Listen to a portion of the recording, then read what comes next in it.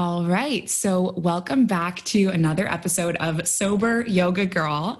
I am super excited to have Xanthe Grace with me here today on the podcast. Hi, Xanthe. Hi there. Hi. So, Xanthe is a health coach, and she has been on a sober journey for how long have you been sober now? 3.5 years now. 3.5 years. That's amazing. Yeah. And I'm super excited to have Xanthe on the show because she was an important person to me in the start of my alcohol-free journey. And I'll kind of tell this story. So when I first quit drinking, I joined 1 Year No Beer. And I remember logging on the first day, which was maybe a week into my sobriety. And the first post I saw was Xanthe's post. And I remember Xanthe was on day 511. She had been in an airport and she wrote a post about being in the airport for the first time without drinking, right? That was what the post was about. Yeah, I had been a few times. It was my first long haul flight, alcohol free. Yeah. Okay. And I remember seeing it. And so when I quit drinking, I was actually on a flight myself. I was on a flight back from a trip in Morocco to Abu Dhabi. And I'm an expat. So I've lived in the Middle East for 6 years now. And, I grew up in Canada, and I was also living in a country where alcohol was illegal. So I became really obsessed with getting on planes and drinking on the plane, on the flight out of the country. And so for me, alcohol and planes was a really big trigger. And I remember seeing your post and being like, how did this woman do this? How did she go on a plane without drinking? And I kept it in my head for so long as this was such an inspiration to me. And then I never said anything about it. And then I was on I think I was hitting around day 511 or day 500. And I wrote a post on 1 Year No Beer talking about your post and just saying, I had seen you in 1 Year No Beer over the course of the journey, but I just couldn't remember who had originally made it. I didn't know anyone. And someone commented being like, that's Xanthe. And it was just so cool because, for you, I'm sure for you, you were just telling your story and you just didn't think how it would impact someone. But for me, it was I thought of you every time I was in an airport after that. And it just meant so much to me. And so it was really cool to get connected with you. And then we became Facebook friends. And then when I started the podcast, I'm like, I have to get Xanthe on here. So that's kind of how we ended up here.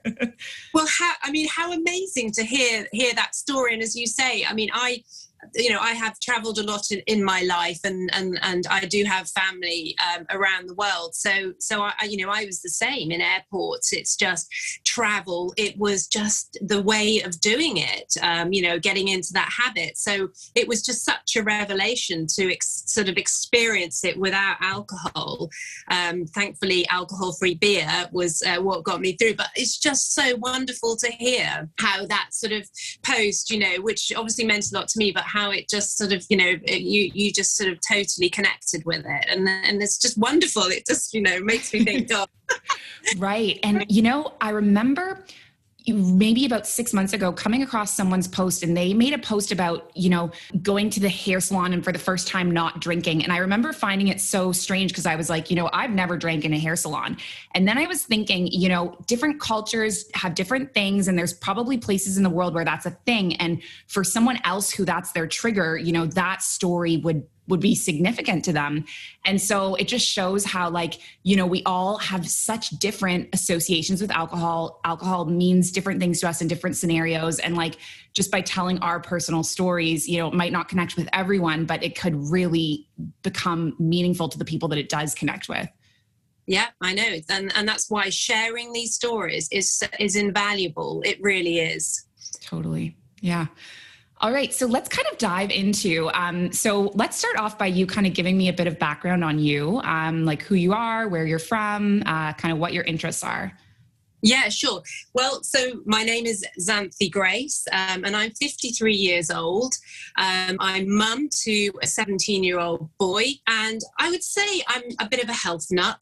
It's just something that I am just passionate about. And I have been really all my life, actually. I love to eat healthy. I cook healthy. I just love going out for meals, though. So in restaurants, but obviously we haven't been able to do that for the last year. So actually had to learn how to cook myself. And I think it's one upside of maybe the pandemic for me has been that I've actually sort of become almost good at cooking. I never love it, but I've certainly, my repertoire has improved. And I've always had a passion for traveling. And I was thinking about this, Alex, funnily enough, my first ever trip abroad was when I was 15, and I went to Abu Dhabi of all places. Seriously? Wow. That's such a random place. Random place. So what it was is I was at boarding school, and it was a school friend, and her parents taught at an international school in Abu Dhabi. Cool. And invited me over in the Easter holidays, and this was in 1982, and I was 15 years old, and I took my first flight abroad on my own at 15. and had 10 days in Abu Dhabi. So that was incredible. I'm sure it's changed massively since. Yeah. But that really sparked my passion for traveling. So, it's just something I've always done. I now live in Dorset, which is on the south coast of England, and I'm very lucky. I live close to the sea, and I've lived here for 14 years now. Going back, my childhood, I had a really happy, stable childhood.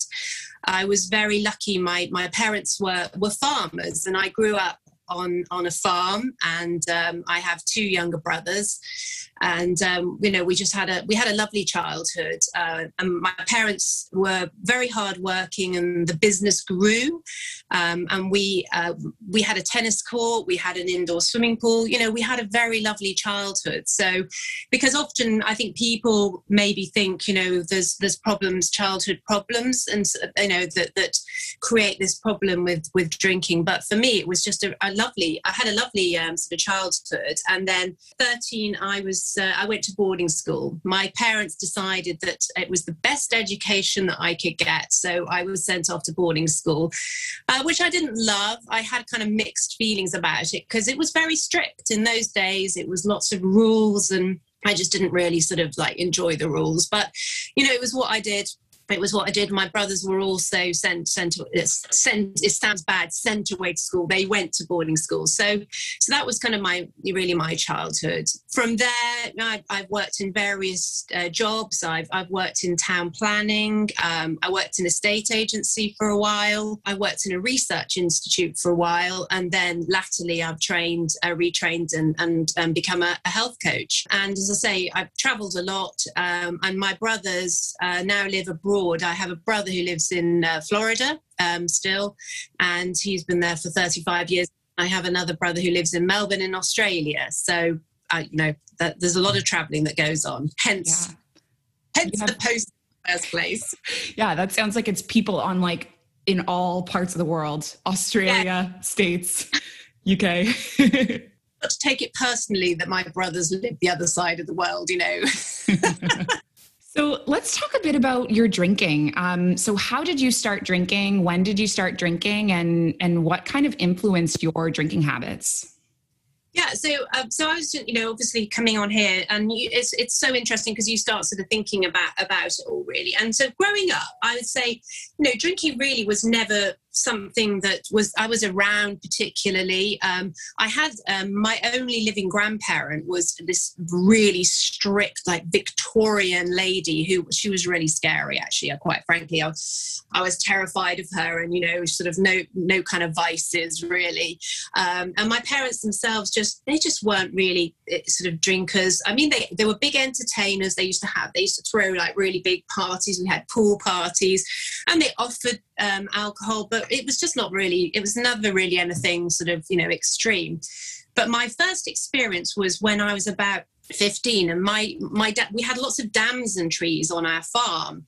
And I remember my dad deciding that he was going to start brewing damson wine. So he picked all these damsons, and he made it into wine, and we had a big wine cellar. So as a celebration, he invited my aunties over. My dad had 5 sisters. I had 5 aunties, so they all came round and we opened up the damson wine, and he gave me a glass, and I drank it, and I just thought, well, it was lovely. It was very sweet, and anyway, so we were sitting there chatting. I'm sort of chatting there with my aunties, and after a couple of hours, they were sort of like getting ready to go home, and sort of stood up to go home, and one of them nearly collapsed. And basically, it was so strong, this wine, but it was so sweet, so they were knocking it back, and I just remember them kind of like disappearing into the yard to get into their cars to drive home, which obviously we wouldn't do nowadays, but in those days we were in the middle of nowhere, so they were more likely to come across a cow on the way home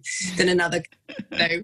But, I think that was my first memory. And it was just like a really harmless, amusing time. So that was probably my first experience. And then when I was 16, I was still at boarding school, and you'd have a few drinks, friends over and everything. But really there was nothing. It was just normal. It was just normal stuff, we'd do at school. So that was that. Then when I was 18, really finishing school, my parents emigrated to Florida. They sold up the farm, and they decided my dad had always been obsessed with the States, and they bought a shop, and they moved to Florida. So I had this like massive decision to make, and I decided to move with them. So I did. And so, of course, getting to the States at the age of 18, and of course, horror of horrors, it's illegal to drink in the States until you were in Florida, until you're 21. So that was really not happy about that. And it was just because we'd been allowed to drink in the UK, right. Obviously, for a year or two. And certainly you could get away with it, because if you looked old enough, you could go into a pub a little bit younger and drink. So of course I had, what can I do? How can I get around? But of course there's the fake ID, isn't there? Yeah. So I ended up getting a fake ID. And I went to the University of Miami, actually. I started studying at the University of Miami. And, I just got involved in the normal student stuff. And I remember going to these bladder bust things. I don't know do you ever heard of the bladder bust thing? No, I haven't.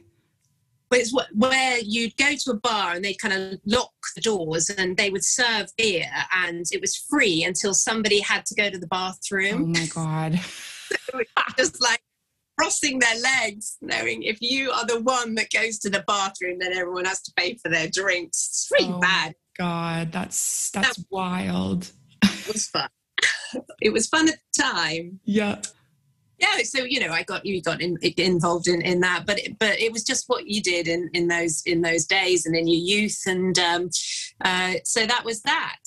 So after a couple of years, though, I'd been institutionalized since I was 13. For me, the culture of South Florida, I was felt so alien to me, so I wasn't really that happy there. And in the end, I decided to move back to the UK.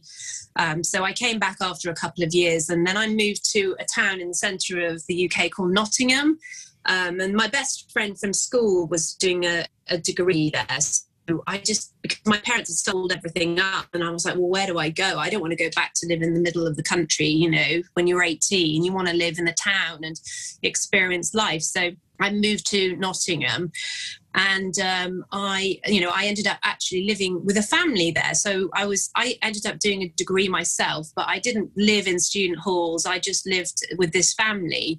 So that was actually quite good for me, because my landlady had 2 young children. So I had to be respectful of these young children in the house. So it really meant that, I didn't kind of go crazy. But I do remember I kind of had memories of the odd night, and there was this drink in the UK in the 1990s. This was like when raves were starting to become a thing, and like ecstasy, people were into all that. Was not my scene at all, but they had this drink, and it was called Diamond White, and it's like this really strong sweet cider, and a bit like my dad's damson wine. It was like rocket fuel, so you'd have like 4 or 5 bottles thinking, oh, I'm fine. But, actually you'd feel terrible. And I do remember a particular night coming back And I remember lying in my bed, you know, the room's spinning, and I'm just like, oh my God, I'm going to be sick. So I ran to the loo. And I just remember my landlady's bedroom was next door. And I'm trying to be quietly all down, trying to be quiet.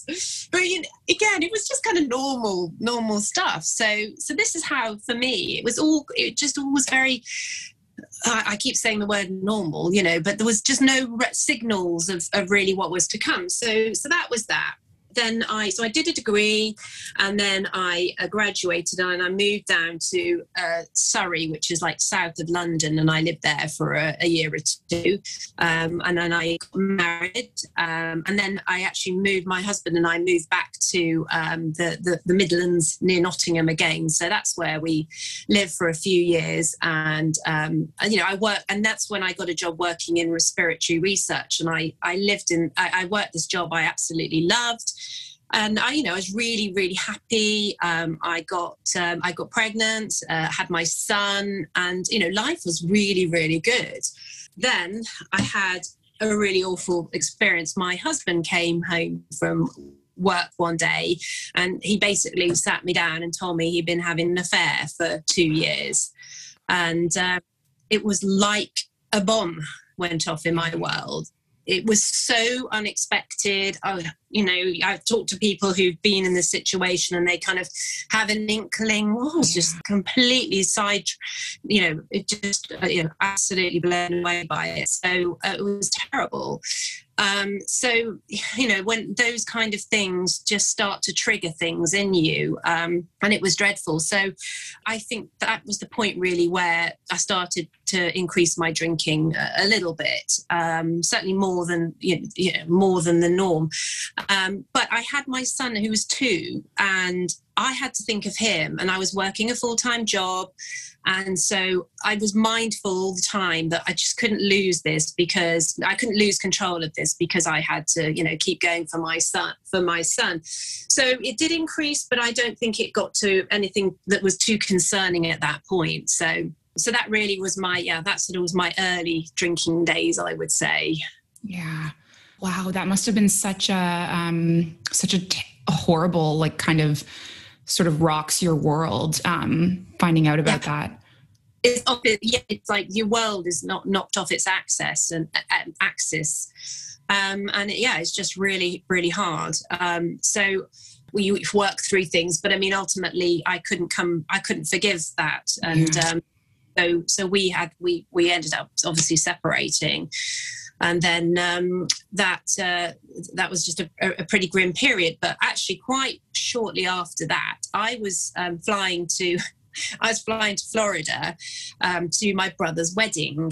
So my brother had moved to Florida sort of quite a few years ago, and he was getting married. And so my son and I went over. So my son at this time is like nearly 3, so still very young. Anyway, we were waiting in line at Miami Immigration, and there's a huge line there. And we got talking to a chap who was standing behind me in the line, and we were there for about an hour. And we ended up swapping numbers. We were just, getting on really, really well. That's my hairdresser. I'm waiting for the call. Anyway. So we swapped numbers, and he was actually an English chap who was flying to the States for business. And long and short of it is we started dating. After about a year, I then moved, my son and I moved down here to Dorset. Yeah, we could be together. So it was all kind of a bit of a whirlwind. That was really what happened. But the problem was that this gentleman was a regular drinker, I would say. He wasn't like excessive, but he did drink regularly, and he introduced me to the New World wines, such as like the Marlborough Sauvignon Blancs, those strong New World wines. Yeah. Well, I absolutely love those. So I think I just at that point started to drink more regularly because he enjoyed it. And he was he's a very stocky chap. So of course I now understand that, men can drink more than us, and we have less fluid in our bodies. Right. It certainly becomes, more of an issue for women. So, and I kept up with him, you see. So he's this, kind of stocky guy, and he can hold his alcohol, as they say. Anyway, so that was that really. And a few months into, we'd moved in together. And I remember one night we just ended up having some row over something really innocuous, and he just exploded. Like, he had this really volatile temper of and I was just taken aback. I was just like, God, I've never seen this kind of behavior before. I've never been with anybody who just really lost their temper over something really innocuous. And I remember it was a real red flag to me at the time. And I thought, but then I've moved my son down here, right. I've kind of rooted our life. And of course, my son had, we've been through the unsettling divorce and everything. And I tried to protect my boy as much as I could, but, it's still, there's obviously upheaval involved. Anyway, I decided, look, I've done this. I've got to just go with it. There's maybe an aberration, and, maybe actually it's all right. So we got married actually very quickly after that. It was all fine for a few months, and then we were very lucky. We went to Monte Carlo, and I don't know if you've ever been, but it's a beautiful place, and we'd had the most wonderful evening, and we were waiting for a taxi to go back to our hotel. We were staying in Nice, and so we're standing waiting for this taxi, and you can't get taxis. They're quite hard to get in Monte Carlo. So I was suggesting, maybe we could walk down that road a bit further and we'll find somewhere. He lost the plot. He again, had this huge, volcanic eruption, and wow. He just where I just thought, my God, our marriage is over. It was just it was shocking to me. So we got back to the hotel, and I cried myself to sleep, and thinking, well, this is it. I've been married for 3 months; it's all over. And the next morning, he was like, it was normal. He was chatting to me as if nothing had even happened. And I'm like, well, what about last night? And he was like, what? Nothing. And he refused to talk about it. And that was it really. End of the subject. To be honest, Alex, that's how I lived really for a few years, with this sort of person that you'd always be in fear of this, this temper erupting. And so I trod on eggshells for many years. And he was a very quiet chap. He was, and actually when I first met him, he seemed very outgoing, but actually he was very shy and quiet. And the only time he came out of his shell was when he drank. So, and then we bonded over it, and you're living with who just doesn't talk to you. And so the only way they talk to you is they have a few drinks. So you're like, oh, well, I might as well, let's go out and have a few drinks. Let's go and have a meal and have a few drinks. And then he's relaxed as well. It started to go wrong for me. So I got into this habit and I was never relaxed. But, that isn't sustainable. And we knew it. We were just very, very different people. So we kind of, I think we were together for about 6 years, but in the end we separated. But of course it left me with that habit, with that habit of having a bottle of wine. I'd always tried to not have a whole bottle, because if you left a bit in the bottle, it wasn't so bad. Have a night off, it wasn't so bad, but it left me with that habit. And then the other thing that happened around that time was I lost my mum as well, who was like my best friend and my rock. And and that was a double blow for me. So that's really when life really just spiraled to a point of probably I was drinking around 5 bottles a week, I would say. Wow. Yeah. And, I can relate to what you said about, I don't know if it came up for me specifically with a partner per se, but with friends or other people in my life where they just have such a hard time connecting without alcohol. And so for me, alcohol became fundamental in a lot of different relationships as a way to try and connect to people, to have meaningful conversations, to have deep conversations, because for whatever reason, they're a bit more guarded. And so I think a lot of people listening could probably relate to that. role that alcohol might have played in like their dynamics and relationships and their life. That's it, exactly. And it does. And then it becomes a habit. And before you know it, 2 years have gone by, time has gone by. And then you look at that and I think to myself, well, when I was at my sort of lowest point and I was thinking to myself, look, I know my body is creaking here. Mm-hmm. I could just tell.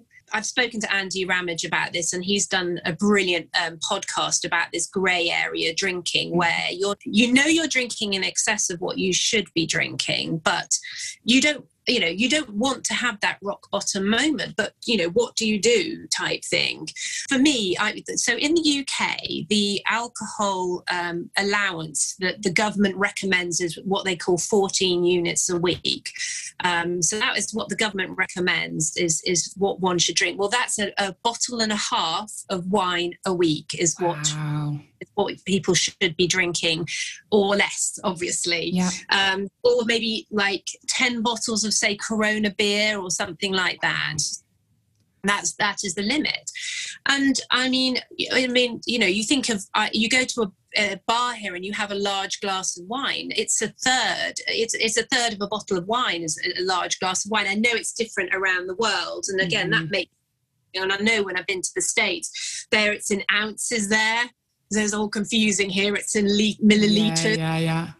But, it's confusing, isn't it, as to what your limits are. So you just kind of think to yourself, well, I knew I was in excess of that, so you should be drinking a bottle and a half of wine or less. And I know I was drinking about 5 bottles of wine a week. And then obviously if you went out as well with friends, God knows, or to a dinner party, it just, the host keeps topping it up and you just don't need it. Absolutely. I think I was probably drinking 5 bottles a week. Like, I have no concept of how much I was drinking towards the end, but like, I'm sure I was drinking more than 5. Like, the thing is, I could just feel that my, as I say, I describe it as my body creaking. I was getting like pains down back. I put on weight. I mean, I've never been overweight, but I certainly noticed like my hands were puffy, my rings weren't fitting. Your face looks a bit puffier, and you just, I just knew it. But it was just that kind of, well, I need to stop, but I needed something to push me really to stop. And so without it hitting, the rock bottom. And then, so do you want me to tell you the things that happened? Yeah, that's the next thing I'm about to ask. What led you to quitting?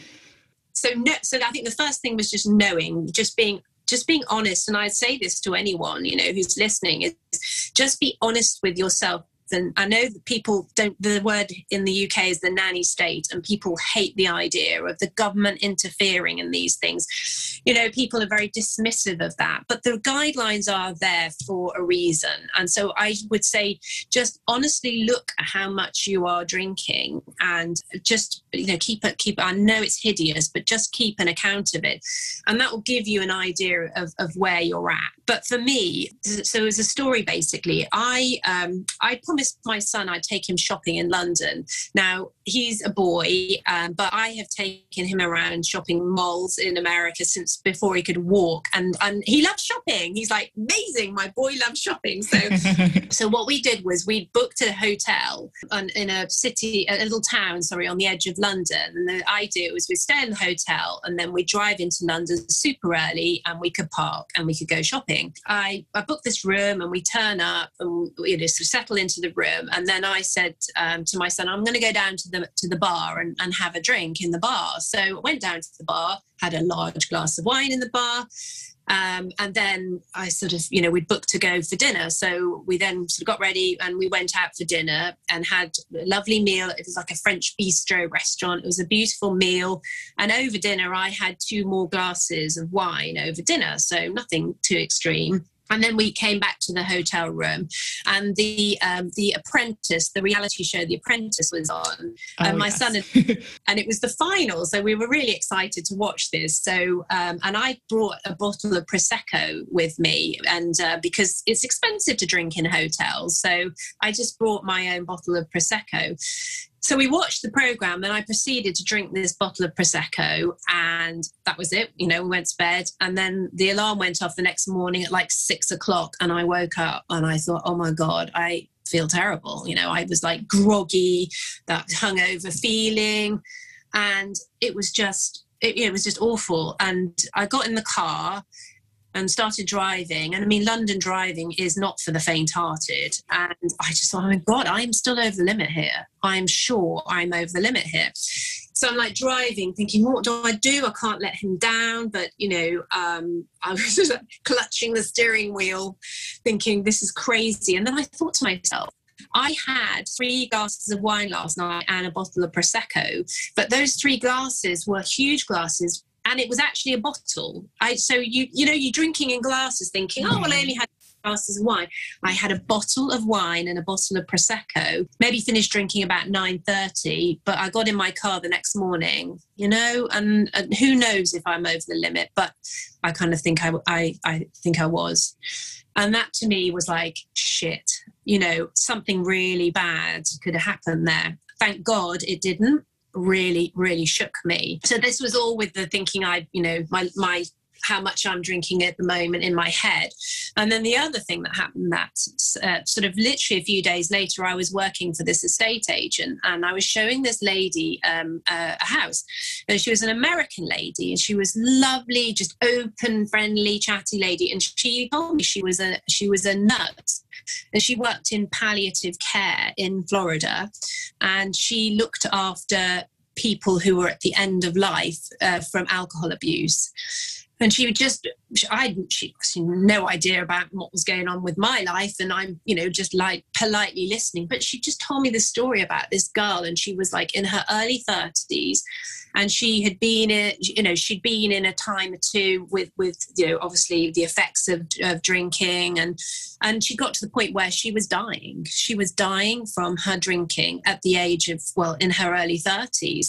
And so there was nothing more that could be done for her.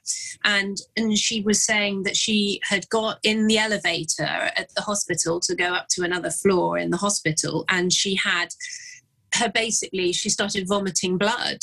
And this is apparently excessive alcohol can do it. It's a varices, I think it's called. And basically she died. It's like of the veins, and because by just swallowing that liquid over the years, and it had just, you know, caused, and I think it builds up in, I'm not medical, but, you know, my jaw was on the floor hearing that story.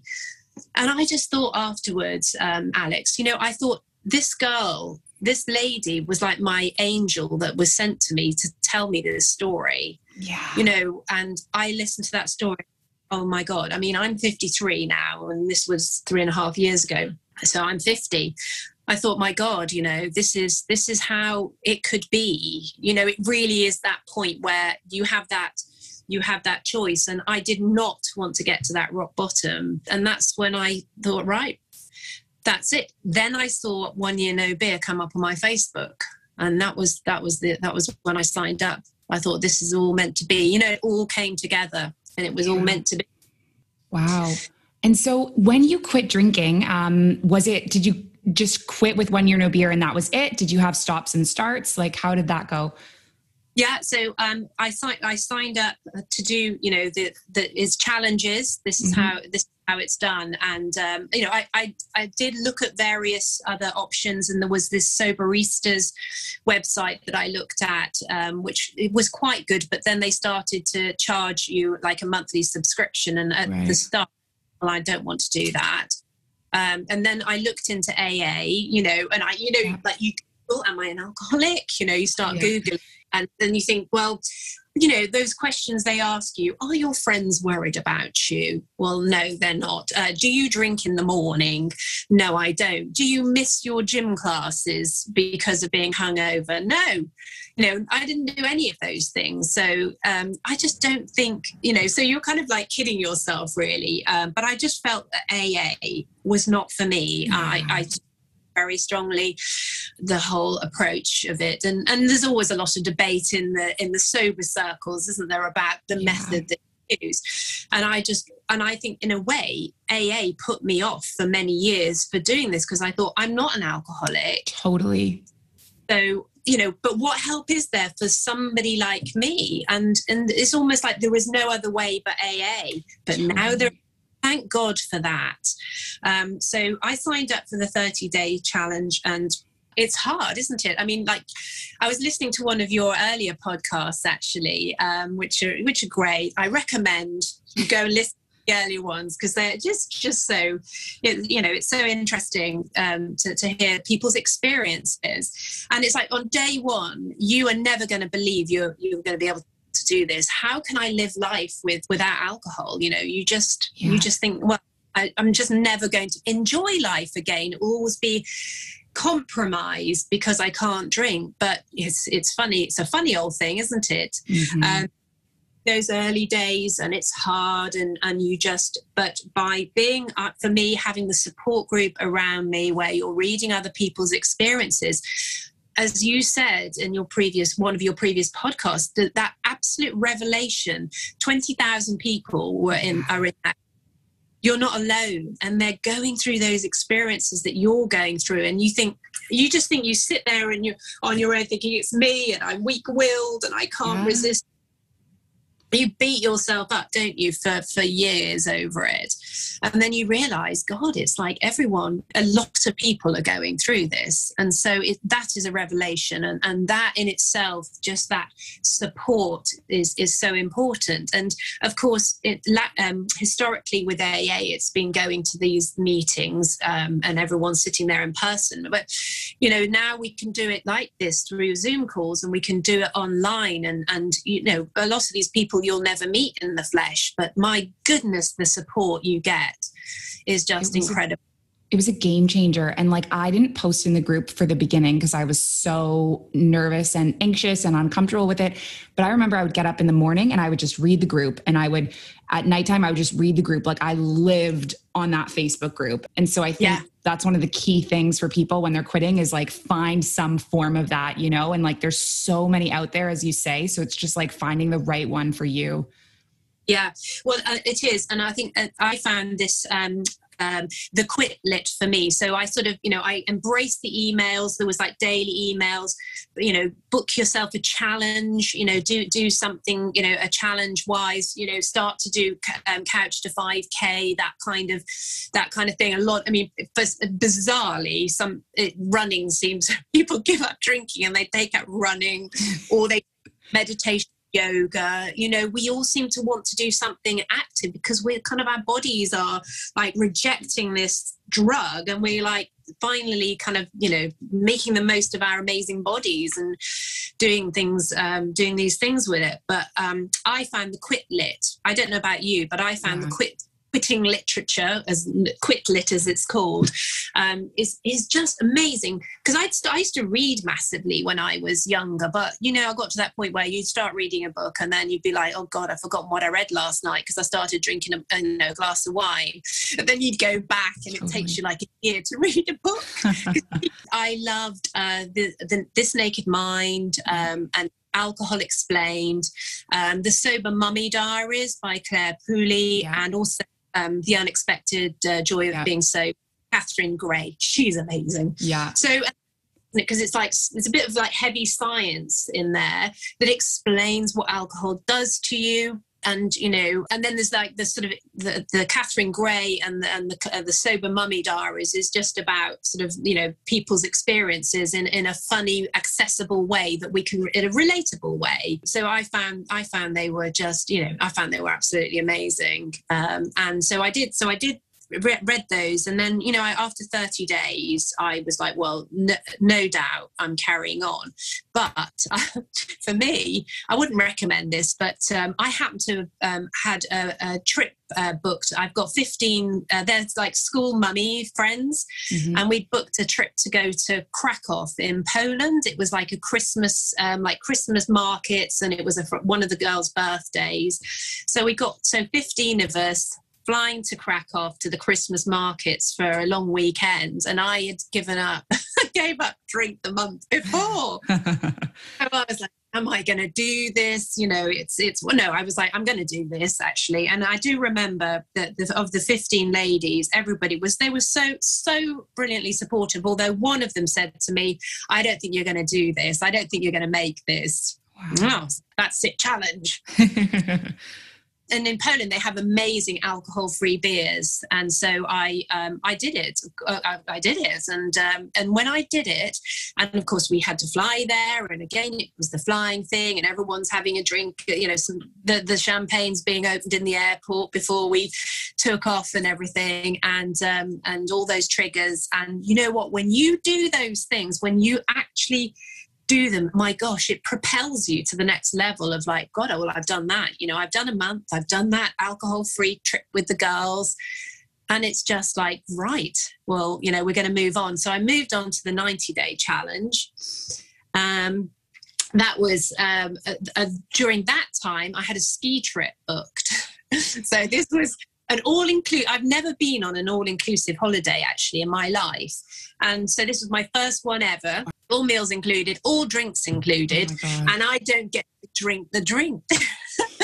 So I rang the hotel. This was in France, actually. And I rang the hotel before I went, and I said to them, you know, I've given up drinking. Do you have like an alcohol-free beer or choice, an option? And they were like, yes, madam. We have that in the bar. So I was like, well, that's good. So I went on this trip, and I drank the bar dry of alcohol-free beer in about 3 days, which is a first. I've never. But I did this time with alcohol-free beer, and that was, and then I did that one as well. You know, and then you build that momentum. And after 90 days, there was just, you know, that was it. I just knew this was my life now. I mean, there's definitely a mix. Some people say I can't say forever. I do. Yeah. I know I'm never going to drink again. And I think I'm similar to you in that regard. Like I started with the 28 days. I then upgraded to 90. And it was like maybe around day 60 where I was just like, I never want to drink again. Cause it was just such an extreme positive change. I was like, why would I want to go back to where I was? Yeah. You just see life on the other side, and you just find this way of, this new way of life, and in it, I don't mind being around people drinking. It doesn't bother me in the side. I enjoy it. I don't want to sit there at like 1 a.m, you know, and people are really drunk. But I mean, I don't shy away from that at all. You know, I just bother me in the slightest. And you know, I just feel my life is. Do you know how I look at it, Alex? I look at it the first 50 years of my life. Well, I didn't drink. Well, I was only 16, but you know, the first part of my life, I enjoyed a drink. It wasn't excessive for me for many years. Only the last 10 years, really, where it just became too much. So I think to myself, I've had a life of enjoying myself, and I don't regret any of it. I don't regret it. And it was, you know, circumstances that got me to the point. But I don't, you know, I certainly don't regret anything of it. And now I look at, this is the second half of my life, and it's going to be different. So I don't look back on, I embrace that and I accept that, and I don't feel bitter about it. So for me, I've just carved out this life where I'm just, you know, I'm really, really happy. And so that's how I look at it, you know. And I think that's just the way to approach it. So you don't feel any sort of bitterness towards the fact that, you know, everyone else is drinking and I can't. It's like, well, I've done that. Now I'm on a different part of my life. Yeah, it's amazing.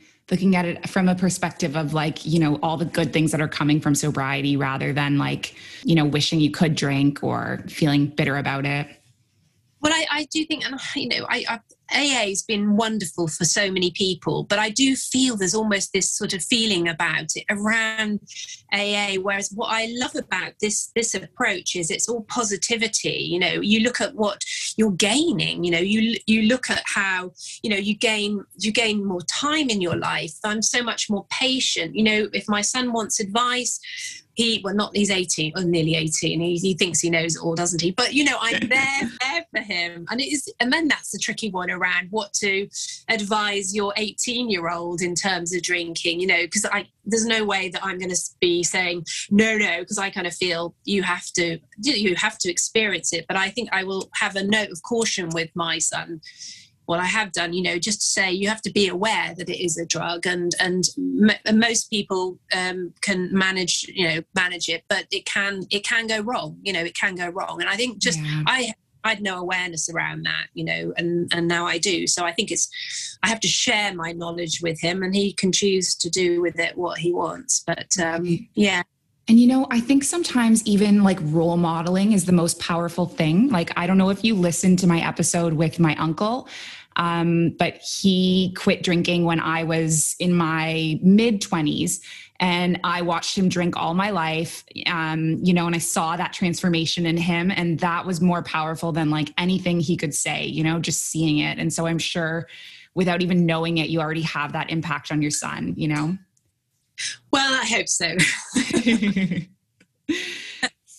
So tell me about what have been like the best parts about being alcohol free for you?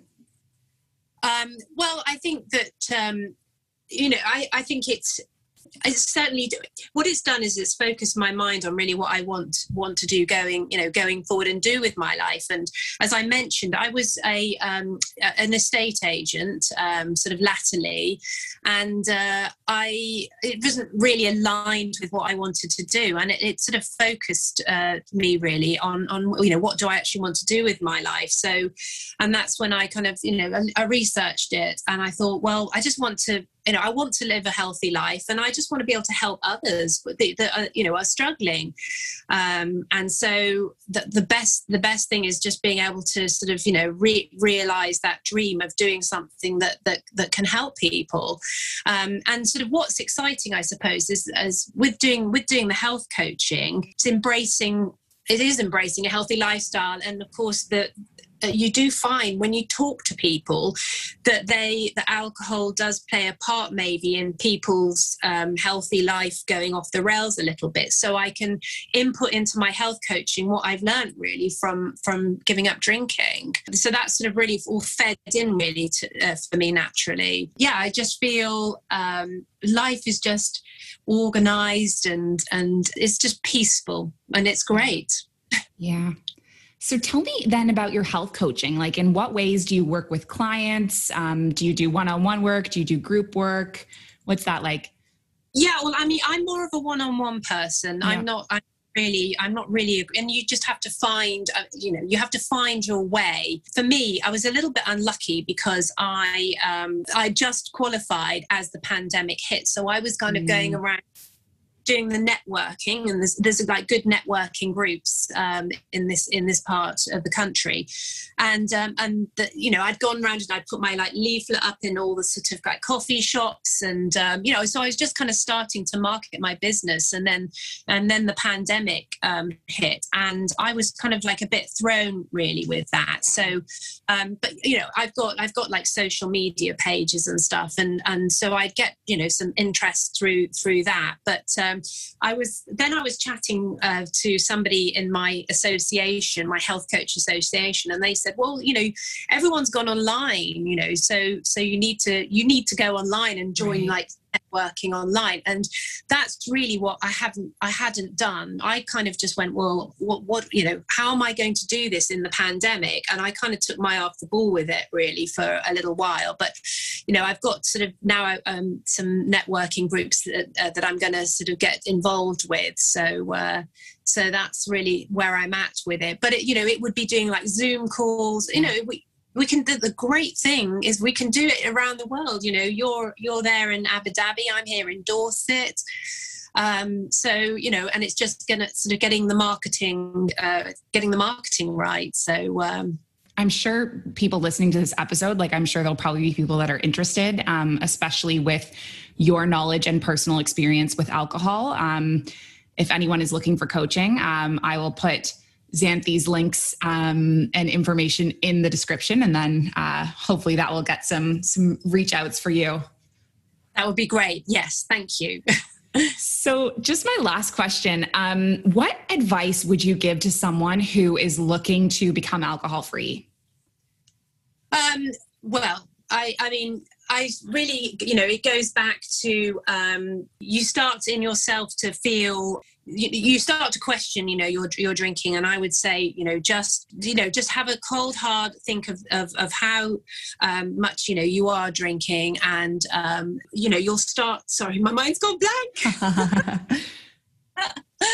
Is to dig deep, is to dig deep in yourself and just look at what you think you're drinking and look at the amounts. And then I would say, search around, and it's about finding a group you align with. And I would go online and I would look for sort of options of groups. Obviously you've got Alex who can help, but it is finding your tribe. I think that is really what it's about. And having a support network. I think it's very difficult to white knuckle it. I think you can't do it through willpower alone. I think you just have to, I think you have to find a support network.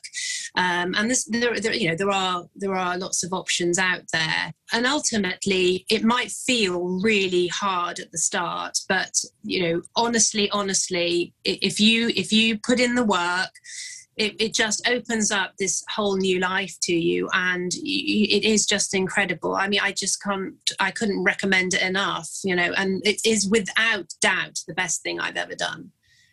Yeah. Well, apart from having my son. Two best things. And actually, the lovely thing for me is that I've subsequently I've met somebody, and we've been together now 2 years, and very, very rarely drinks actually. So and so that's just wonderful as well. He's really, really supportive of my journey, and actually he's a pilot. And formerly, when I was going through my traveling and drinking too much, it was generally down to the fact that I was quite a nervous flyer. So, and thankfully he's talked to me about it. And now I feel I can fly with confidence now. So that's kind of just quite a neat ending to it all, really. But I'm very lucky. I have a great support in that as well. So that's wonderful. Oh, well, Xanthe, it was so amazing to meet you and have this inspiring conversation. And I really appreciate you coming on. And yeah, it was amazing. So thank you so much. Oh, thank you, Alex. It's been a pleasure, and it's just wonderful to meet you too. And it's really just what the kind words you said about, what that post on Facebook meant for you. I mean, really, it's just, it's what it's all about. It's wonderful. Absolutely. Oh, thank you so much. Have a great rest of your day, and I'll see you soon. Okay, take care. Bye, Alex. Bye. Bye.